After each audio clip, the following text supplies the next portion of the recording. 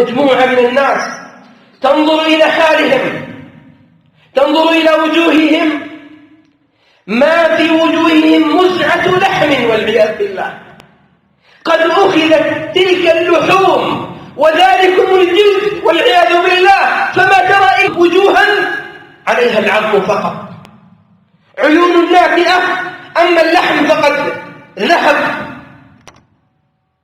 مجموعة كبيرة ما ترى إلا عظام وجههم وأسنانهم. تخيل هذا الهيكل العظمي الذي يصورونه عندما يريدون الجراحة، كيف تكون تلك العظام وتلك الجمجمة وذلك الوجه والعظام التي في الوجه والأنف والأسنان، ولا يوجد ما يغطي هذه العيوب. ما حالهم هؤلاء الذين قال عنهم النبي صلى الله عليه وسلم: الذين يسألون الناس أموالهم ليتكثروا بها، يأتون يوم القيامة وليس في وجوههم مزعة لحم، غني يتكثر بهذا المال.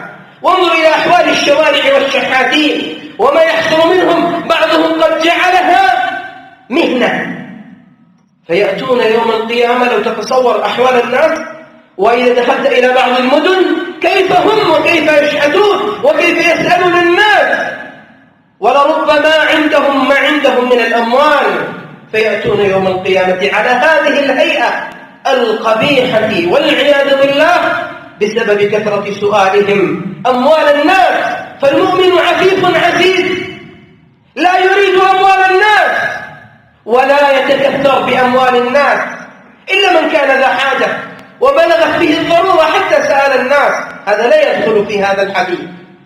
وهذه صورة مرعبة وفضيحة عظيمة لمن كان هذا حاله.